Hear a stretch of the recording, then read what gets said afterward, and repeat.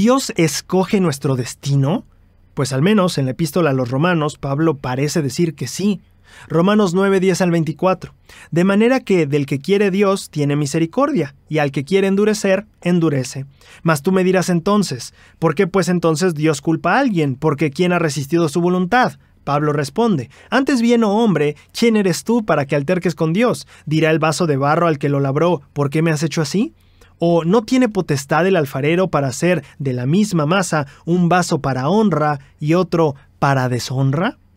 Este pasaje parece decir algo como de, bueno, pues Dios a algunos los moldea bien y a algunos los moldea mal, y a algunos los endurece y con algunos tiene misericordia, y no te pongas a altercar con Dios de ¿por qué me hiciste así? ¿Por qué soy malo? Porque Dios así te decidió hacer y ya está, y Él puede hacernos buenos y hacernos malos. Hasta este punto el pasaje parece como si Dios estuviera jugando a los títeres con nuestra vida, diciendo, bueno, Él va a ser malo y se va a ir al infierno, Él va a ser bueno, y así parece.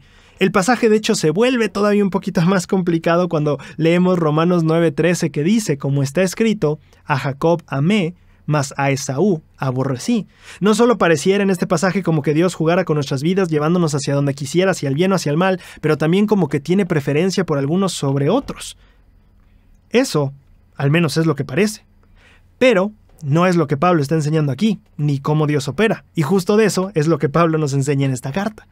Pablo mismo empieza a explicar el asunto cuando dice en Romanos 9:14, ¿qué pues diremos? ¿Que hay injusticia en Dios? De ninguna manera. Ahora, ¿cómo es que no hay injusticia de ninguna manera si hasta aquí la carta parece que tiene favoritos y que él hace lo que quiere con... O sea, bueno, Pablo nos va a explicar eso. Empecemos un poquito hablando de este pasaje que dice a Jacob amé, mas a Esaú aborrecí. Cuando nosotros vamos al significado de la palabra griega, porque decimos, oye, ¿cómo que Dios aborrece, no? A esta persona. Bueno, del griego la palabra que está ahí es la palabra miseo, que significa detestar, que de hecho viene de la palabra misos, que quiere decir odiar. Entonces, literalmente en griego lo que Dios está diciendo aquí es, bueno, amé a Jacob y a Esaú lo odio. Pero eso suena muy fuerte. ¿Dios odia a alguno de sus hijos? Bueno, ahí es donde tenemos que preguntarnos, un segundo. Pablo estaba citando otra escritura en ese momento, y lo que estamos leyendo ahorita viene del griego, pero ¿y si en hebreo la escritura no era igual? Entonces vamos a la escritura que cita Pablo en Malaquías 1, 2 al 3, que dice, yo os he amado, dice Jehová, pero dijisteis, ¿de qué nos has amado? ¿En qué nos has amado? ¿No era Esaú hermano de Jacob, dice Jehová? Sin embargo, amé a Jacob y a Esaú aborrecí, y convertí sus montes en desolación. Aquí la traducción en español dice lo mismo, aborrecí, y la palabra que está usando en hebreo es sané. Sin embargo, la palabra sané no es la única ocasión en la que aparece la palabra sané en toda la Biblia. Otra ocasión creo que puede traer más luz al pasaje. Por ejemplo, Génesis 29:31. Y vio Jehová que Lea era menospreciada y abrió su matriz, pero Raquel era estéril. Interesantemente, tanto el pasaje de Malaquías como el pasaje de Génesis usan la misma palabra hebrea, sané, solo que Malaquías se está traducida ahí, no sé quién la tradujo, pero la persona que lo tradujo ahí la tradujo como aborrecer, mientras que en Génesis la tradujeron como menospreciar. Pero no solo eso, sino también el comentario del Manual de Instituto sobre Génesis nos arroja un poco más de verdad sobre lo que podría estar hablando el Señor cuando se refiere a Esaú.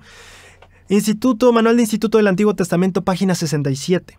El vocablo hebreo sané no significa menospreciar, de la manera como este vocablo se entiende hoy en día, sino más bien transmite la idea de amar menos. Una traducción mejor sería, y vio Jehová que Jacob amaba menos a Lea o que no era tan favorecida por él, por lo cual le dio hijos. Entonces el Manual de Instituto nos deja algo muy claro. No solo no estamos hablando de odio, ni de aborrecer, ni de menospreciar. Estamos hablando acerca de amar menos. Y esto no significa no amar, significa amar menos. Tiene sentido el decir que me aman menos no quiere decir que no me amen en absoluto. Dios ama a todos sus hijos. Y creo que este pasaje entonces nos deja ver la verdad que Dios estaba expresando. No que odie a Esaú, sino que sí le tengo menos cariño en cierto sentido o lo favorezco menos. ¿Tiene sentido? Entonces vemos por aquí lo primero que ya nos ayuda a traer un poquito más de luz sobre el pasaje. No es como que Dios tenga sus favoritos, como sus amigos del grupo y a los que odia. Así no funciona. Dios ama a todos. Ahora, ¿por qué sería que a Esaú tal vez no lo amaba tanto? Entonces Dios sí tiene favoritos de cierta manera, por lo menos consentidos. Bueno, pues no, porque entonces tenemos que repasar un poco de la historia de Esaú, en este caso particular que estamos estudiando. Génesis 25, 31 al 34 menciona la historia cuando Esaú le dice a Jacob, te ruego que me des de comer este guiso de rojo de lentejas, pues estoy muy cansado, tú recordarás la historia. Jacob le responde, véndeme este día tu primogenitura. Y entonces Esaú dice, yo ya me voy a morir, ¿para qué? Y se la vende, y termina el pasaje diciendo, así menospreció Esaú la primogenitura. Entonces tenemos este primer pasaje que nos deja ver que había ciertas cosas que Dios había preparado para Esaú, que Esaú decía, ¿para qué las quiero? Y lo mismo pasa en Génesis 36:2, donde dice, Esaú tomó por esposas a las hijas de Canaán, 26:35, y fue amargura de espíritu para Isaac y para Rebeca tal situación. Por último, vemos como este arco de personaje, al menos hasta este punto de la historia de Esaú, donde dice Génesis 27:41, y dijo Esaú en su corazón, llegarán los días del duelo de mi padre, y yo mataré a mi hermano Jacob. Vemos cómo Esaú empezó a tomar pasos lejos de Dios, empezó a decir, bueno, estas bendiciones y esta primogenitura, la desprecio, casarme en el convenio, hacer todo esto, ¿sabes? Y parece que Esaú estaba empezando a tomar pasos lejos de toda la herencia que Dios quería darle. Entonces tiene sentido que Dios no lo bendijera igual que a Jacob, simplemente porque Esaú ni siquiera estaba buscando ni queriendo esas bendiciones, antes bien las rechazaba. Ahora, esto nos ayuda a resolver el por qué tal vez a uno se moldeó para bien y el otro se moldeó para mal, pero todavía no acabamos de resolver el asunto, porque si bien ahora entendemos que así fue en el caso particular de Esaú y de Jacob, todavía el pasaje de Pablo dice que a algunos los endurece y que a algunos les da misericordia, que a algunos los forma para bien y a algunos para mal. Bueno, aquí es donde tenemos que entender que incluso en la misma parábola, Pablo fue muy ingenioso en cómo explicar las cosas. Porque si te das cuenta, Pablo no ocupó una relación que pudiera haber entre alguien que escribe una historia y alguien que tiene que actuarla. Supongamos en un guión, en teatro o en cine o lo que sea. Pablo no dijo que Dios era el guionista que escribía y que nosotros solo interpretábamos. Pablo dijo que Dios era el alfarero. Ahora, esto nos da cierta pista de lo que Pablo quiso decir. Quiero contarte un poquito de algo que comentó Richard J. Maines en la Conferencia General de octubre del 2015. Te voy a resumir la historia porque es un poquito larga, pero él cuenta la historia de Taichi Aoba, que era un 70 en Japón, y que una vez le tocó dar una clase para los jóvenes acerca de mantenerse en lugares santos. Y entonces él pensó, ¿cómo le voy a hacer? Y se acordó, bueno, yo soy alfarero, puedo usar mi profesión. Entonces dice que trajo a los jóvenes y les mostró cómo le hacía con la rueda, perdón, no sé cómo se llama, la rueda, y empezó a girar y él empezó a dar forma y que hizo vasijas y cosas, y los jóvenes quedaron muy emocionados. Órale, yo quiero. Entonces pasó a los jóvenes a que cada uno lo hiciera, y les salían cosas horribles, la cosa esta se les caía, se les desbalanceaba, salía volando, era un desastre. Y ahora viene la parte que quiero leerte. El elder le preguntó a los jóvenes por qué les estaba costando tanto la alfarería, y ellos dieron varias respuestas. No tengo experiencia, nunca me han enseñado, o no tengo talento. Según el resultado, dice el elder J. Maines en la conferencia, según el resultado todo lo que dijeron era verdad. Sin embargo, el motivo más importante de su fracaso no era que no habían centrado el barro en la rueda. Los jóvenes creían haberlo puesto en el centro, pero desde la perspectiva de un profesional no estaba en el centro exacto. Así que les dijo, intentémoslo otra vez.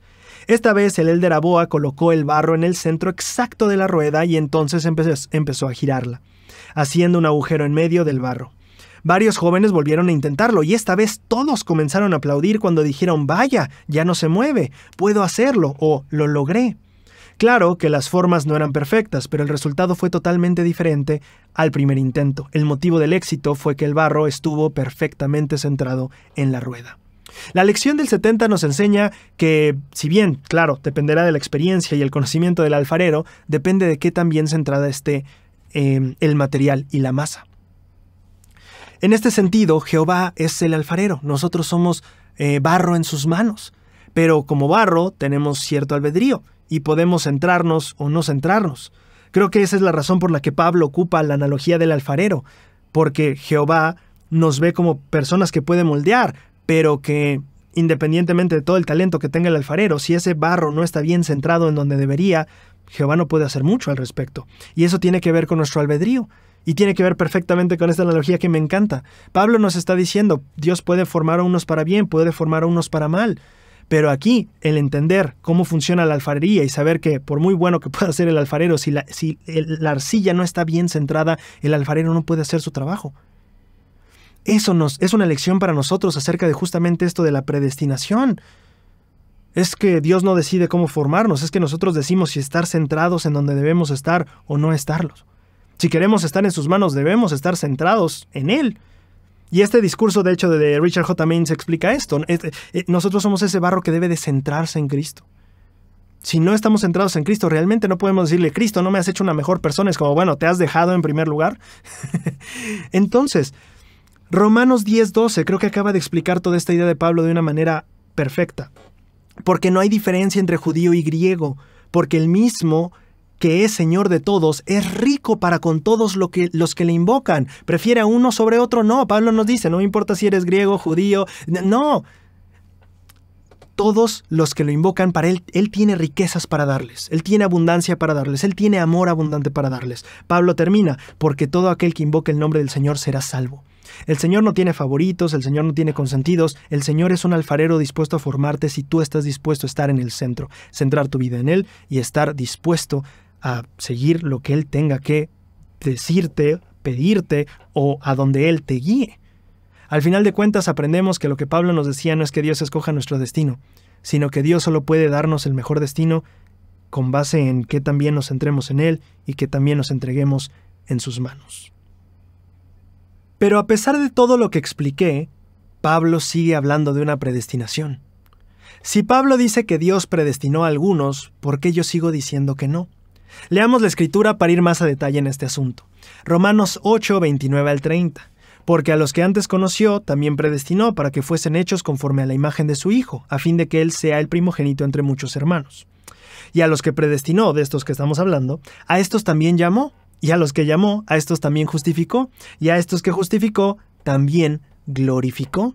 Pareciera justo decir que Dios está predestinando a algunos para que tengan la gloria, y si algunos los destina para tener la gloria, tiene sentido que algunos los destine para no tenerla. Pero esta sería una interpretación errada del pasaje, de hecho. Y vamos a revisarlo. Si nosotros nos vamos al griego de la Escritura, la palabra que se traduce como predestinar es la palabra proorizó, en griego.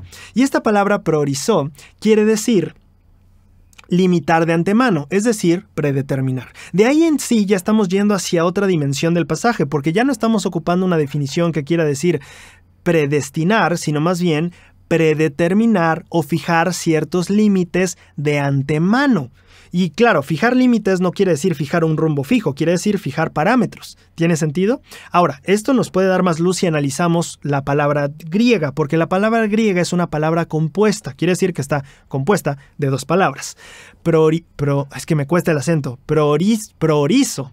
Entonces, la primera palabra es pro, que quiere decir antes, es decir, enfrente o antes de, y la segunda palabra es jorizo, que quiere decir marcar o limitar, es decir, figurativamente, nombrar, decretar o especificar. Y ahí empieza a ser interesante, porque si ponemos las sustituciones o las definiciones que nos están dando aquí, esta palabra proorizo podría decir predeterminar, marcar o limitar de antemano, decir, decretar, especificar o nombrar antes. Y la palabra nombrar es bien interesante porque nombrar es muy semejante a llamar, y en nuestra cultura llamar es muy semejante a ordenar, en el caso de llamamientos y ordenaciones. De manera que parece que Pablo nos está hablando de un prenombramiento o un prellamamiento, lo que nosotros conocemos bastante bien en la iglesia como preordenación. Y esa es una doctrina con la que creo que estamos mucho más familiarizados. ¿Qué es la preordenación? Leales a la fe dice, en el mundo preterrenal de los espíritus, Dios designó a ciertos espíritus para que cumplieran misiones específicas durante la vida terrenal.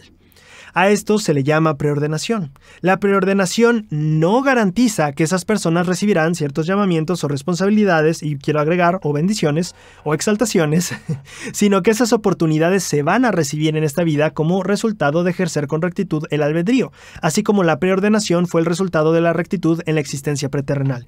Entonces, lo primero a entender es que la preordenación no es lo mismo que la predestinación. La predestinación es algo fijo que ya está escrito y así va a ser. En eso no creemos, ni tampoco Pablo dijo que eso hiciera Dios. La palabra que usó tiene que ver más con preordenar, preorganizar o predelimitar o predeterminar. Y en esto a lo que se refiere la preordenación es que vas a tener las oportunidades. Dios ha fijado, quiero darle a esta persona la oportunidad de conocer el Evangelio, quiero darle a esta persona, me gustaría que tomara la responsabilidad de tener el sacerdocio, etcétera, etcétera, etcétera. No garantiza que las vamos a tener o que las vamos a llegar a cumplir, porque eso dependerá de nosotros, pero Dios ya se ha dispuesto a dárnoslo. A eso se refiere la preordenación. Jesucristo, continúa leales a la fe, Jesucristo fue preordenado para llevar a cabo la expiación y llegar a ser el Cordero que fue inmolado desde el principio del mundo. En las Escrituras se habla también de otras personas que fueron preordenadas. El Señor le dijo a Jeremías, antes de que te formase yo en el vientre, te conocí, y antes que nacieres te santifiqué, te di por profeta a las naciones. Juan el Bautista, por ejemplo, fue ordenado para preparar al pueblo para el ministerio terrenal del Salvador. Entonces vemos aquí que la preordenación es algo común, que es algo que sí pasa, que a Jeremías se le dijo, antes de que nacieras yo ya estaba viéndote a ti como profeta. Ahora, Jeremías pudo haber dicho no y como Jonás huir, pero ahí está la parte de la preordenación, no es tu destino, es algo a lo que Dios te ha preparado y te ha llamado a hacer desde antes de que nacieras. Ahora, esto parece lejano porque aquí mencionamos a Cristo, mencionamos a Jeremías, mencionamos a Juan el Bautista y son personas muy grandes y profetas. Pero aquí Leales a la Fe hace una aclaración que creo que es muy importante tener en cuenta. La doctrina de la preordenación se aplica a todos los miembros de la iglesia. Voy a repetir eso. La doctrina de la preordenación se aplica a todos los miembros de la iglesia. No es algo solo del sacerdocio, no es algo solo de llamamientos, no, a todos los miembros de la iglesia.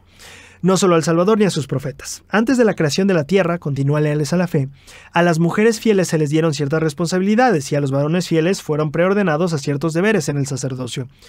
Aunque no recuerdes esa época, ciertamente acordaste cumplir importantes tareas al servicio de tu Padre. Al demostrar que eres digno de hacerlo, tendrás oportunidades de cumplir las asignaciones que hayas recibido allá.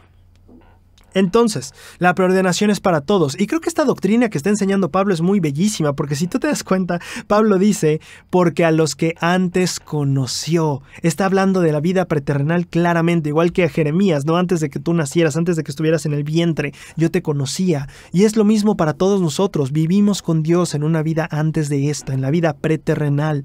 Él nos conoció, nos conoce perfectamente y nos ha dado tareas se ha predispuesto a darnos ciertas tareas si nosotros demostramos aquí que podemos tomarlas y podemos cumplir con ellas. Eso es la preordenación. Ahora, hay algo también en esta doctrina que me gusta mucho. Quiero que pienses en Doctrina y Convenios 138-56, porque es una escritura que me encanta.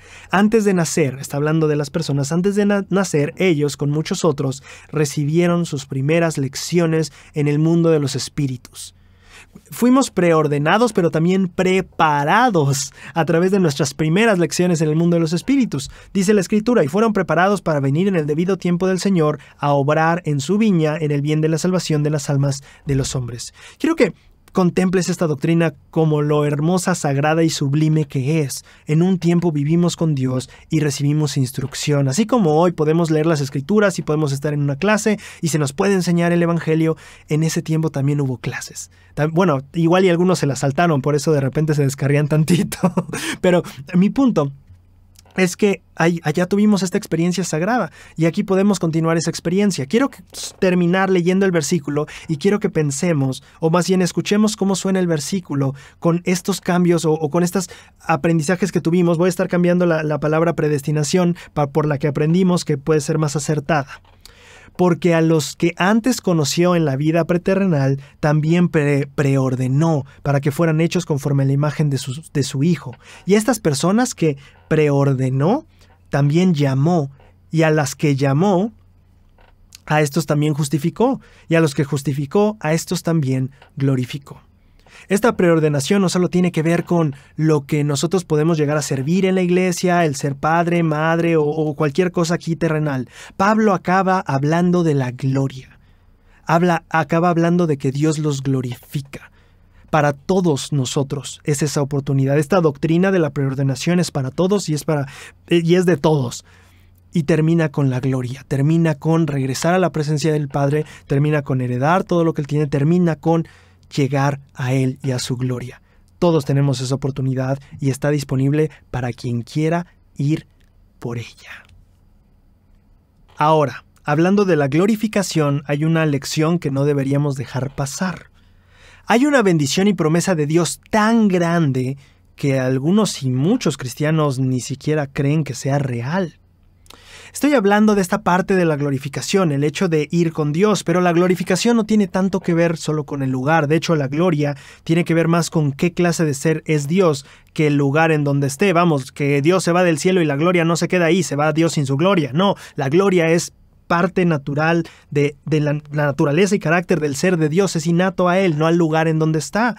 Y por lo tanto, cuando nosotros decimos ser glorificados, no estamos hablando de llegar a un lugar, sino literalmente llegar a ser como Él es. Y esa es la doctrina que a muchos les cuesta trabajo creer y que a veces parece hasta arrogante. ¿Quién te crees tú para decir que puedes llegar a ser como Dios? Eso es blasfemia. Bueno, es que yo no lo creo porque yo me crea mucho. Yo lo creo porque así dice la Biblia y así lo dice Pablo. Vamos a revisar la escritura, Romanos 8, y vamos a ir desde abajo. Romanos 8:16 dice, porque el Espíritu mismo da testimonio a nuestros espíritus de que somos hijos de Dios. La primera doctrina que tenemos que entender es que somos hijos de Dios. Y muchos de nosotros lo tenemos claro, hay pasajes y pasajes de eso. Hechos 17:28 es uno de los también más famosos y conocidos y bonitos. Porque en Él vivimos y nos movemos y somos, como algunos de vuestros propios poetas también dijeron, porque linaje suyo somos. Ahora, está bien establecido en la comunidad cristiana y que todos somos hijos de Dios. Creo que es una doctrina muy general y básica. Sin embargo, a veces no le damos la extensión que debería, porque el ser hijo de Dios implica algunas cosas que solo el que somos su descendencia. También implica una relación con su naturaleza y nuestro potencial. Siguiente versículo, Romanos 8:17. Y si hijos de Dios, dice Pablo, también herederos. ¿Herederos? Sí, herederos de Dios. Herederos de lo que tiene, claro, y bueno, es que ahí muchas veces nos vamos a, bueno, es que esa escritura tal vez habla de lo que tiene, como Juan 3:35, ¿no? Que dice, el Padre ama al Hijo y ha puesto todas las cosas en sus manos. Claro, cosas, le dio cosas, le heredó cosas, pero la verdad es que así no es como las herencias funcionan, no solo son cuestiones de cosas. Digo, generalmente así, uno habla de su herencia y habla de cosas que le heredan, pero también heredamos cultura, tradición, a veces hasta carácter, y lo podemos ver en nuestra apariencia física. Heredamos narices, heredamos ojos, heredamos mucho más que solo cosas. En el caso de las cuestiones espirituales también es así. No heredas cosas espirituales, heredas también carácter, atributos y naturaleza. Es decir, en cada uno de nosotros existe ese potencial y esa chispa de llegar a ser como Dios es. Y esto lo podemos ver claramente también en las escrituras. No es algo que ahorita yo me saqué. Mira, podemos leer Salmos 82:6. Y dije, vosotros sois dioses y todos vosotros hijos del Altísimo. Esas dos verdades que Pablo nos está enseñando también las enseñó el libro de Salmos en el Antiguo Testamento. Son hijos de Dios y por ende hay un potencial divino que tiene que ver con poder llegar a ser como Dios es, llegar a ser dioses. Y es la palabra que Salmos ocupa, no la que yo estoy creando aquí. Juan 10:33-36 es otra evidencia de esta doctrina, donde Jesucristo incluso ocupa este pasaje de Salmos para defenderse de los ataques de los fariseos. Y le respondieron los judíos, diciendo, por buena obra no te vamos a apedrear, sino por blasfemar, porque tú, siendo hombre, te crees Dios. Y Jesús le respondió, de nuevo, la acusación, ¿verdad? ¿Quién te crees para decirte que eres Dios o que puedes llegar a ser como Él? ¿Qué les dice Jesús como respuesta? Y claro, Jesús era el Hijo de Dios literalmente, ¿no? Pero aquí la respuesta de Jesús nos va a mostrar cómo se aplica a nosotros también. Jesús le respondió, ¿no está escrito en vuestra ley, yo dije, sois dioses? ¿Qué está haciendo Jesucristo? Está tomando la escritura de Salmos diciendo, espérate, aquí hay una verdad que se te está olvidando. La escritura dice que somos dioses. Si llamó a los dioses a aquellos a quienes vino la palabra de Dios, y la escritura no puede ser quebrantada, a quien el Padre santificó y envió al mundo, es decir, a Jesús, ¿vosotros decís, tú blasfemas porque dices, soy hijo de Dios? Lo que Cristo está diciendo aquí es, espérate, tienes que tener en claro la escritura que dice que todos somos dioses, y esa escritura está hablando de aquellos a quienes vino la palabra de Dios. Entonces, si sabemos, y la escritura dice, y no puede ser quebrantada, dice aquí la escritura, si la escritura dice que a las personas a las que llega la palabra de Dios se vuelven con este potencial de llegar a ser como dioses, ¿qué problema tienes? ¿Qué problema tienes si la escritura lo dice? Y eso es lo que Jesucristo le decía a los fariseos para decir, deja de quejarte por esto que estoy haciendo, porque tu misma escritura lo dice. No es que yo sea arrogante, decía Jesús, es que así es y la escritura lo dice. Ahora, con todo esto ya en la mente y entendiendo todo esto, me gustaría solo que pensaras en lo que Cristo logró. Cristo fue a la diestra del Padre, Cristo heredó, Cristo llegó a ser el que ve a Cristo, ve al Padre, ¿no? Llegó al punto en el que es igual ver a Dios que ver a Cristo. Ahora, Romanos 8:17 dice, si hijos también herederos, herederos de Dios y coherederos con Cristo. Lo que Cristo hereda, nosotros lo coheredamos con Él. Eso mismo, también la herencia de las cosas y lo que quieras, pero también el carácter, los atributos, la divinidad, lo celestial, la gloria. Y de hecho, así lo dice, si es que padecemos juntamente con Él, para que juntamente con Él seamos glorificados. Y de nuevo, volvemos a esta palabra glorificar. No tiene que ver con estar en un lugar de gloria, porque la gloria no tiene que ver con el lugar, sino con la naturaleza de Dios. El cielo no es glorioso porque es un lugar bonito, sino porque Dios mora ahí. La gloria es de Dios, no del lugar. Entonces glorificar no quiere decir ponerte en un lugar que es glorioso, quiere decir darte esa misma calidad de gloria que tiene Dios. Juntamente con Él ser glorificados, eso dice la Escritura. Y de hecho es muy bonito si tú te vas a unos versículos anteriores, que nos saltamos esta Escritura porque es muy llamativo el versículo 16 y 17. Pero si vamos al versículo 15, creo que hay una doctrina muy importante y especial. Dice Pablo, porque no habéis recibido el espíritu de servidumbre para estar otra vez en temor, sino que habéis recibido el espíritu de adopción, por el cual clamamos, Abba, Padre. Un segundo, Pablo está diciendo que nosotros clamamos diciendo Padre, a nuestro Padre Celestial, porque recibimos cierto espíritu, y él dice el espíritu de adopción. Cuando nosotros recibimos este entendimiento de somos bautizados, somos adoptados dentro de la casa de Israel, somos linaje suyo, como dice Juan, ¿no? Cristo nos dio el potencial para llegar a ser hijos de Dios en este sentido, es cuando podemos decir Abba, Padre. Pero lo que me llama la atención es que justo después empieza a hablar de que somos hijos y herederos de Dios. Entonces Pablo no solo está hablando de que entiendas que, soy una creación de Dios, soy un hijo de Dios. No, él está diciendo, cuando tú realmente recibas este espíritu de adopción, que al final de cuentas tiene que ver con el Espíritu Santo, es por el Espíritu que vas a poder darte cuenta de la realidad de esto. No solo que eres una creación de Dios, sino que eres un hijo y como hijo tienes el potencial de heredar todo.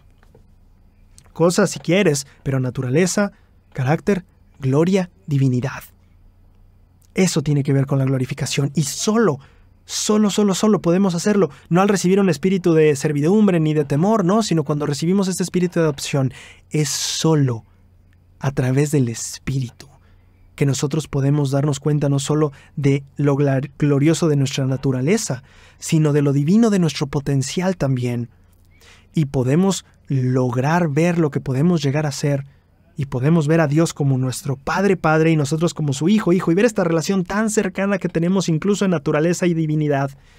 Eso solo viene a través del Espíritu.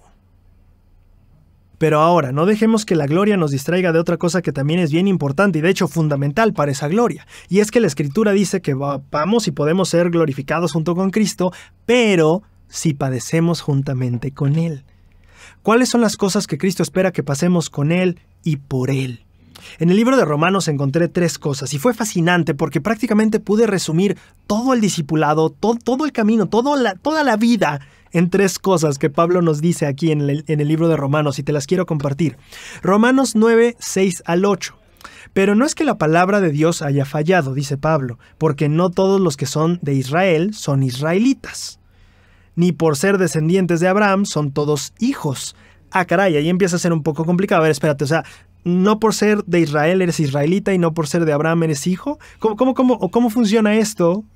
Pablo, por favor, explícanos. Dice Pablo, en Isaac te será llamada descendencia, es decir, no los que son hijos según la carne son los hijos de Dios, sino los que son hijos según la promesa son contados en la descendencia. Pablo nos enseña que el ser hijo de Dios tiene que ver no solo con, nací hijo de Dios y ya está, sino que tiene que ver con ser hijos según la promesa. Esto tiene que ver con hijos según el acuerdo, el juramento o el convenio. La primera lección que Pablo nos enseña es que debemos de ser hijos no solo de Dios porque ya nací, sino hijos de Dios porque yo hice un convenio y le prometí cosas a Dios.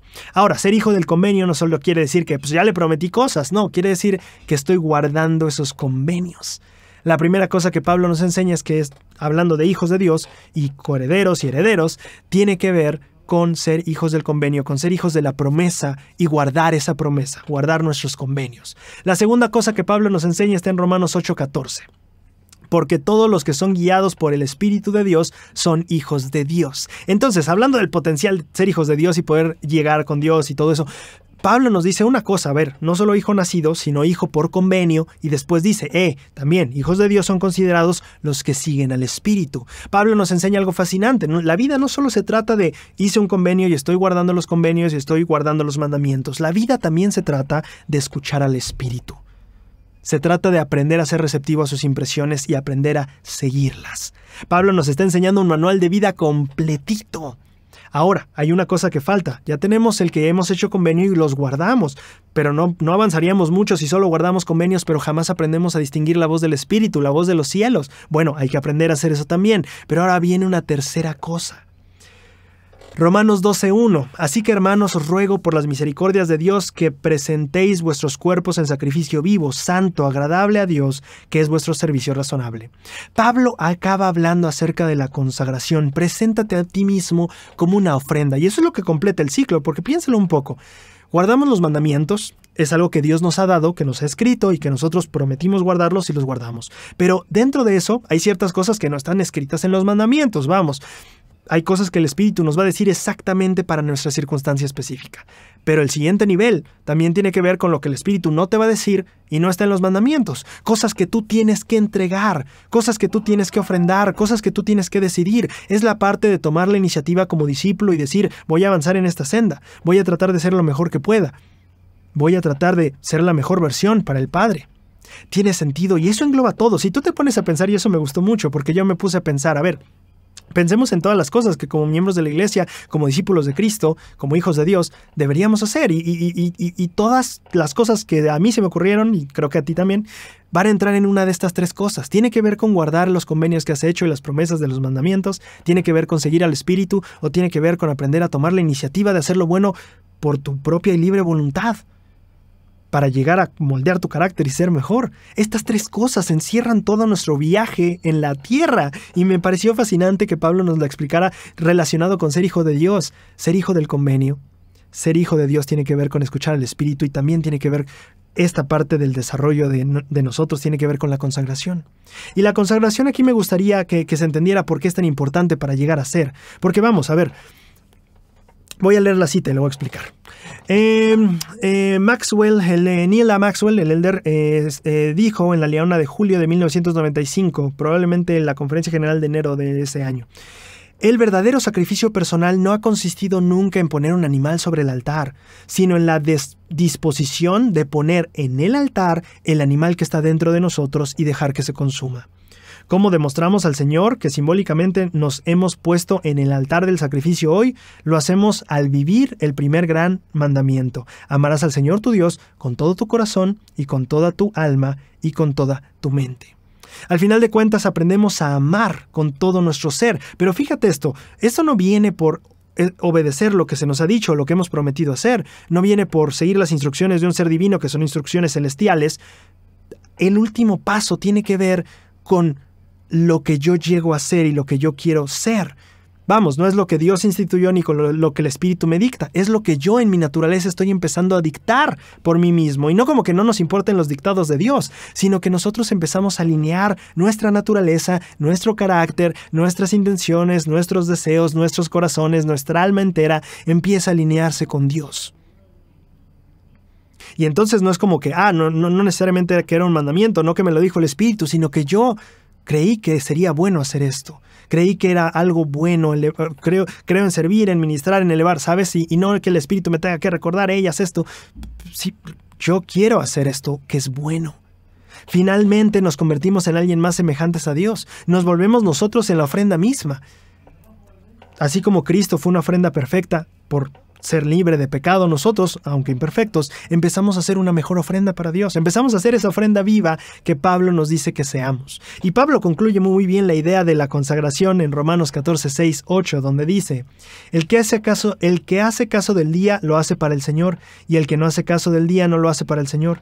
El que come, come para el Señor, porque da gracias a Dios, y el que no come, no come para Dios, y da gracias a Dios, porque ninguno de vosotros vive para sí, y ninguno muere para sí. Si vivimos, para el Señor vivimos; si morimos, para el Señor morimos. Así que, ya sea que vivamos o que muramos, del Señor somos. Pero con todo y que esta vida de consagración suene y la describamos y la explicamos tan bonita como ahorita lo hicimos, la verdad es que una vida de consagración no es tan bella. Y digo, no por las experiencias espirituales. Claro que hay experiencias espirituales bellísimas, hermosas y divinas. Pero fuera de esas experiencias espirituales, también hay muchas otras cosas, muchos otros factores que muchas veces no salen bien. Hay veces y habrá veces en la vida en la que simplemente las cosas no saldrán bien. La vida y los días y las semanas y tal vez los meses y los años se nublarán. Se oscurecerá. Simplemente parecerá que por más que tú te esfuerzas por hacer lo mejor de ti y darle lo mejor a Dios, parece que no sigue habiendo nada bueno allá enfrente. En esos momentos es cuando la promesa que hace Pablo en el libro de Romanos se vuelve más real, más hermosa, más sublime y más divina. Romanos 8:28. Y sabemos que para los que aman a Dios, todas las cosas obrarán juntamente para su bien, para los que conforme a su propósito son llamados. Esta promesa explica que no solo las cosas que nos van bien nos hacen bien.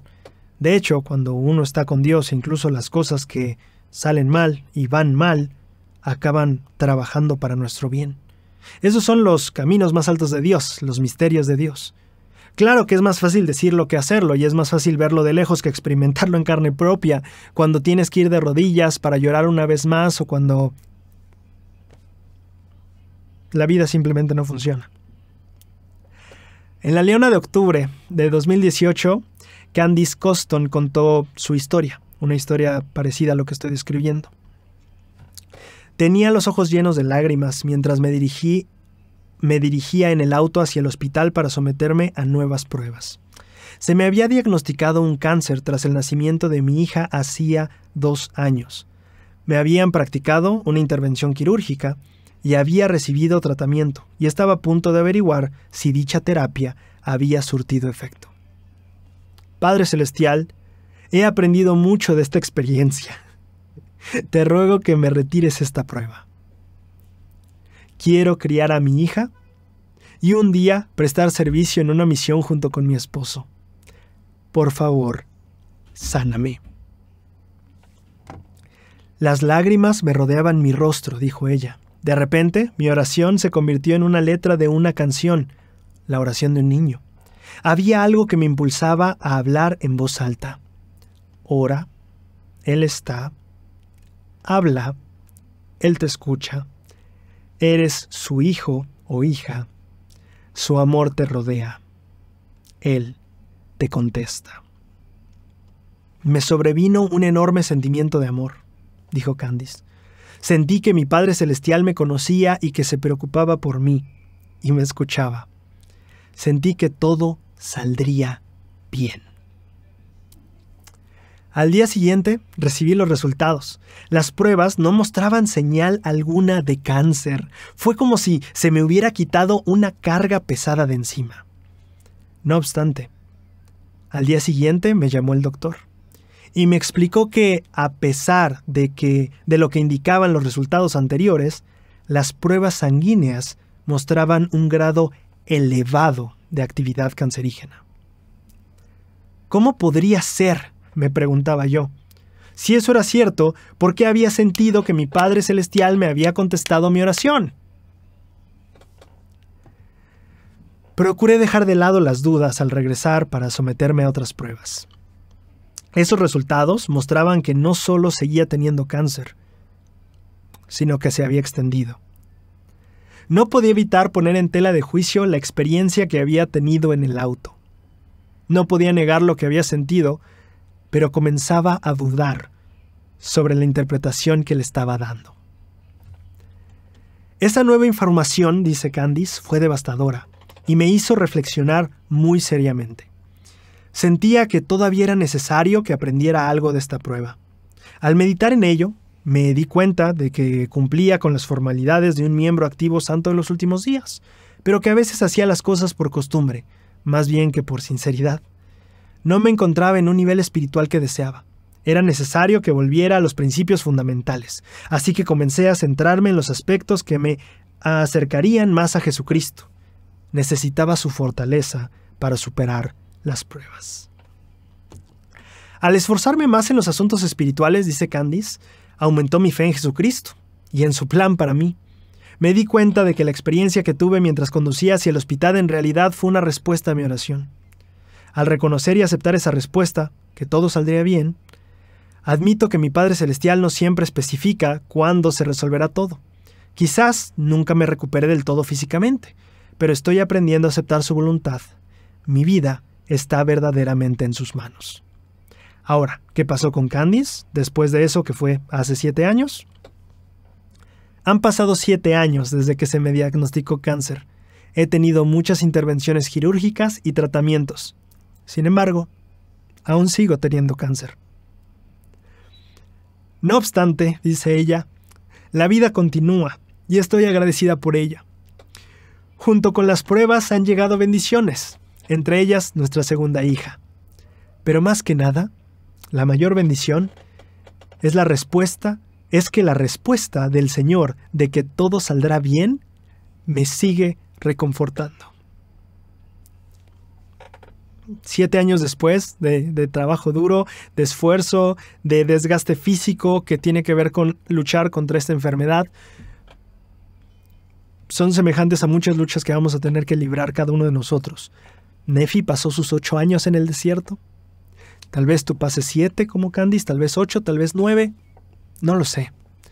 Pero 7 años de cáncer se dicen fácil, 8 años de desierto se dicen fácil. Vivir un mes de eso se siente difícil.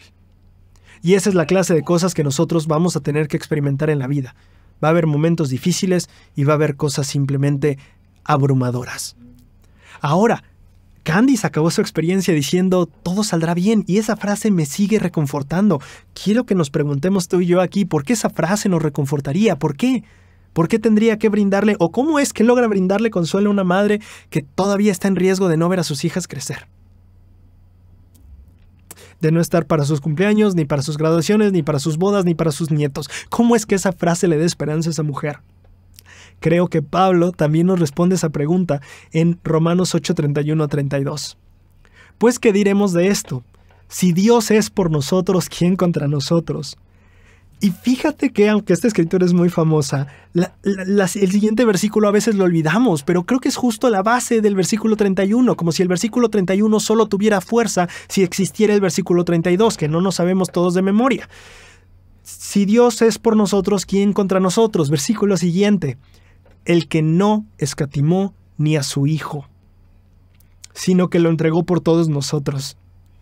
¿Cómo no nos dará también Él todas las cosas? Pablo termina diciéndonos, ¿sabes por qué? ¿Por qué todo va a salir bien y por qué eso te debe dar consuelo? Porque Dios ya envió a su Hijo y no te escatimó, no reservó ni a su Hijo para bendecirte y para cuidarte y para sanarte y para salvarte y para estar a tu lado. No escatimó ni a su Hijo. ¿Qué otras cosas no estará dispuesto a hacer por ti? Dice Pablo. Por eso esa frase debería llenarnos de esperanza. Todo va a salir bien porque eso es lo que dice Dios y nos debería llenar de esperanza porque Él está ahí y porque ya ha hecho más de lo que tal vez ninguno de nosotros estaría dispuesto a hacer por ninguna otra persona. El amor de Dios no falla, no se desvanece, no se va, no se esfuma. Permanece y es constante, tan seguro como cada amanecer. ¿Falla Dios? No, no nos fallará. En esos momentos de desesperanza, de dolor, de tristeza, de amargura, de soledad, que recordemos a Candice y sus 7 años de lucha con la enfermedad Y recordemos que ella ha aprendido a saber que si Dios dice que todo saldrá bien, así es como saldrá. Tal vez no como querramos, tal vez no como nos hubiera gustado que saliera, pero si Dios dice que va a salir bien, es porque va a salir bien. Como dice el presidente Gordon B. Hinckley, ¿todo está bien? No. Entonces no es el final todavía. Que tengamos esta esperanza inamovible de que si Dios está con nosotros, ¿qué puede hacerte frente ante un ser tan poderoso que estuvo dispuesto a dar su Hijo para estar junto a ti? Dios está y todo va a salir bien, porque Dios no te va a fallar.